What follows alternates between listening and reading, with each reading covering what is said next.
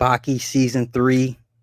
For all my anime heads, my manga heads, I thoroughly enjoyed Baki season 3. Holy shit. Okay, so basically, Baki, if you follow Baki, Baki wants to fight his dad. Okay, Yojiro Hanma. All right, Baki. So is Yojiro. Yojiro is called the strongest creature on the planet. Okay, he has two sons. They're half brothers. There's Jack Hanma, right, blonde hair white boy, and then you got Baki, the Asian cat.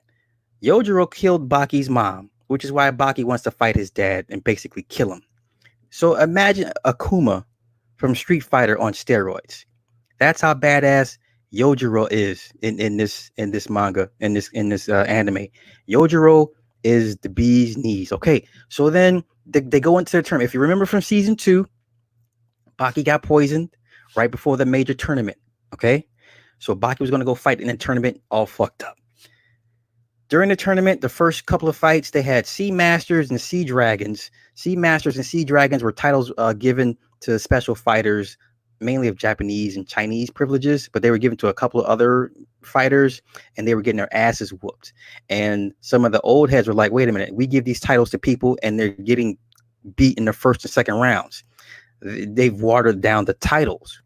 The Sea Dragon and Sea Master, I believe, okay? So then this old man, he's 150 years old. He proposes a tournament. He says, look, I'm going to get my guys, Yojiro, you get your guys, and we're going to battle this thing out 5-on-5 for the ultimate bragging rights to win this tournament. Because it was a, winner take all. Now it's a team effort now. So Yojiro, of course, Yojiro and Baki team up. Right? Baki agrees to fight with his dad on his dad's team. And then Muhammad Ali Jr. Oh, let's get to the Muhammad Ali Jr., the son of Muhammad Ali. Okay, so in Baki universe, he's Muhammad Ali is like regarded as a god next to Yojiro. Yojiro and Muhammad Ali back in the day had a sparring session. Great respect between those two. Okay. So Yojiro picked Muhammad Ali Jr. Yes, I've seen King and Ashura. Yes, I have. Yes, sir. Alex, I'm on it, brother. I'm on my shit. Okay, don't sleep on me. I'm on my shit. Um, and then there's two other guys I forget that Yojiro had picked, and so they go at it. Muhammad wins his fight. Baki recovers from the poison. He fights a poison master. Poison negates poison. At one point, he got beat up so bad, his girlfriend comes out. She cries on him, and he gets rejuvenated and shit. Whatever the case may be. So after his win, the one guy, I forget his name, heals him, so gives him fructose and sugar water to recover. Right. So the final fight is between Yojiro and the old man. So they're in it. They're going at it, and Baki's like, "Why is he backing up from this old man? I've never seen my father back up in a fight from anybody, but this old man, his technique was he learned to reduce his muscle mass and focus all of his chi, so he's not real jacked up. So over time, he let his body just become regular, but all of his power is really enhanced and concentrated. So while Yojiro is kind of like fainting and backing up, because he knows if this dude hits him with one of these soft ass punches that it's like he's like fighting really soft, like, oh, I'm gonna punch you, and then he hits the wall and the wall explodes. So Yojiro knows what technique he's using. Okay, so I love how in Baki they break down all the techniques used by all the fighters. I love this shit. Okay, so Yojiro and the old man going at it. So after everyone sees the old man like, and he punches real slow and he hits the wall and the wall shatters and explodes, and it's this big explosion. Everybody's like, holy shit. And so they're going at it. So then Yojiro gets the upper hand on the old man. Yojiro's about to hit him with the death blow. The old man stops his heart, and right before Yojiro hits him in the face, he stops his punch because he can see that he stopped his heart. So then Yojiro stops his punch. The old man faints like he died and had a heart attack. So they wheel the old man out. Come to find out, the old man used trickery. He's like, yeah, I stopped my heart.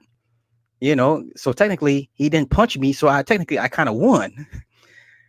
Um, Yojiro and Baki have a confrontation in the back, right? Baki, full of himself, really thinks he can beat his dad. Okay. You know how it is. The young guns always he calls his dad old man. He always calls his dad old man. He says, hey, old man this, old man that. Okay. So in the hallway, Baki's talking tough to Yojiro. Yojiro's like, look at you. Your leg is shaking. Baki looks down, and Yojiro rushes him so quickly and pins him up against the wall and shatters the wall behind him.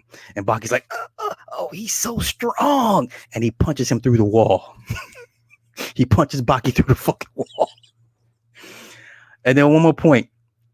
So another special aspect of Yojiro is he's called the demon because his back muscles are in the shape of a demon's face.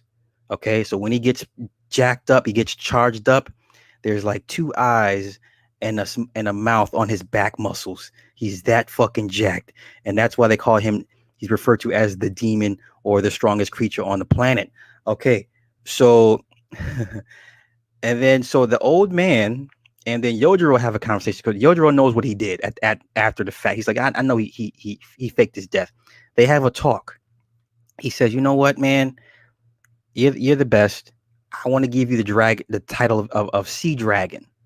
And Yojiro's like, are you sure? Like, are they gonna say anything if I? He said, who's gonna question my authority? Because he's like, this old man's 150 years old. Okay, he had a son at the age of 120. Okay, so he's like the penultimate of martial artists. So he gives Yojiro the title of Sea Dragon or Sea Master, one of the two, and then that part of the arc moves away. So he gets the next arc. It focuses on Muhammad Ali Jr. Okay, Muhammad Ali Jr. Oh, then also I want to talk about real quick. Sergio Olive, or call him Biscuit Olive.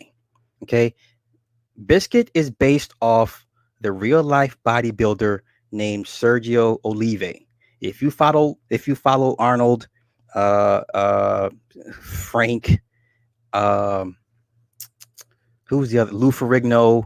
Sergio Olive is right there with these guys. Okay, so this is who his character is based off. His name is Biscuit, but they always refer to him as what is the name they gave him?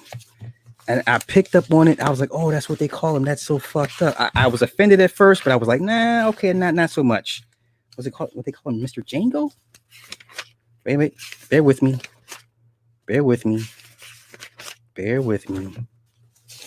I got it here somewhere. I got it. It's coming. Here it comes. Nope. Wait. Yes. Okay. So Yojiro's team was Baki, Jaku, Biscuit Olive, Yujiro, and Muhammad Ali Jr. They refer to Biscuit as Unchained. They call Biscuit Unchained. The only black man in this manga anime, they always refer to him as Unchained. Now, you can take that as a reference to Django Unchained, the quintessential alpha black man that, is not afraid to deal with white people, So they kept referring to him as Unchained.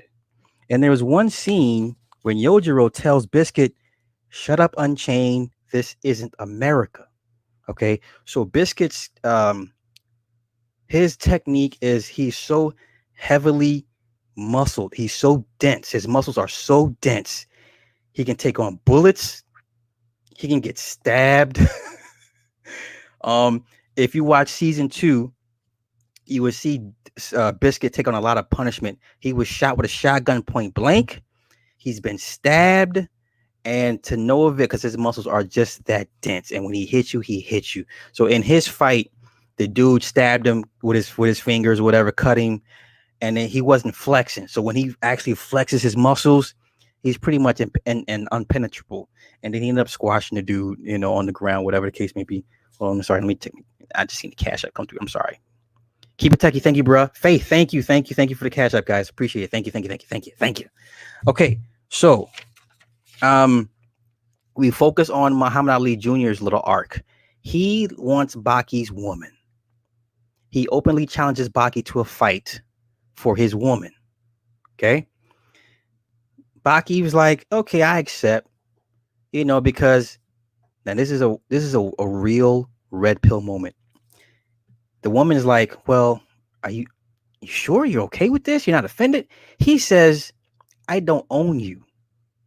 He tells his woman in front of Muhammad Ali Jr., he says, I don't own you. I don't own you. If we fight and you choose him, I can't control that. That's your choice. That's your decision. And she's just like, you know what I'm saying?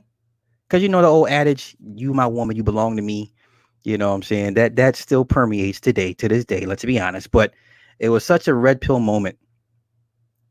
And I'm like, this is Japanese. Like, they're really getting deep with this shit. Okay, so Muhammad Ali, he goes through hell and high water. He gets beat up, and I mean beat the fuck up by the two old heads.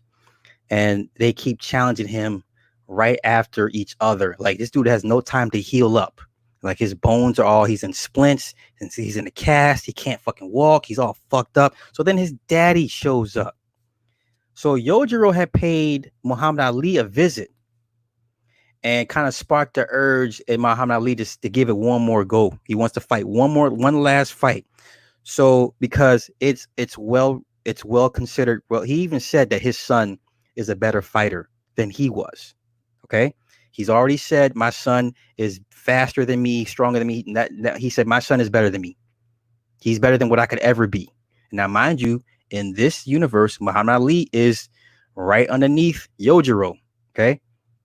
So so Muhammad Ali's he's busted up, he's all laid up. He goes to meet the girl, Baki's girl. Every time he goes to have lunch with her, he's just even more fucked up. And she's just like, why do you keep doing this? Why do you keep fighting? And then he gets a knock at the window, and they're like, come on out. We need to fight. So he's like, okay, I gotta go fight this old man. He goes out to the park, gets his ass whooped. And then he's in traction for another week or so. And he comes back to meet old girl again, and then he gets another knock at the window. And he had to go out and fight these guys. Okay. So then his daddy shows up at this hotel room. He's like, I want to fight you. And he's like, well, Dad, mind you, this dude cannot walk. He's one leg is casted. His arms are casted, everything. So his dad kind of gives him a guilt trip, and whatever the case may be. And so he ends up fighting his dad. He gets pummeled. I mean, beat the fuck up. So they never get it. Do they fight? Yeah, they do fight. Baki and Ali do fight, right? Baki pretty much decimates him in like 5 seconds. I think he chokes him out. I believe he chokes him out. Okay. So then at the end of season 3, if you watch season 1, all the prisoners that broke out of prison to find and fight Baki, and the other guys that was on Baki's side, whatever the case may be, they're coming back for Baki. Now, mind you, these guys have all upgraded their powers. The strongest character out of the prisoners was Dorian. Y'all remember Dorian, the old man that punched a hole out of a cave, right? There's in his martial arts, all the great ones had to carve a huge ball of out of a cave, of a ball of granite or whatever case may be. So every statue, you see all the great ones with their huge balls of material caved out, right? But there's a hole that leads out of the cave. That's what Dorian did. Okay. So Dorian basically at the end of season 1 got turned into an invalid. So Dorian likes candy. But when Dorian paints balls of candy, he's in his haki pose, or he's in a squatting pose. and he's basically gained 30 pounds, 40 pounds of muscle just on his legs as he paints for hours at a time just in his hockey pose. Okay, so each of the prisoners has upgraded. One of the prisoners, I think it's Dostoevsky, the Russian, he pops his eardrums. He's blinded himself. All of his senses have been enhanced. They're all been upgraded, and they're all coming back for Baki season 4. Holy shit! I can't wait. Baki. Okay.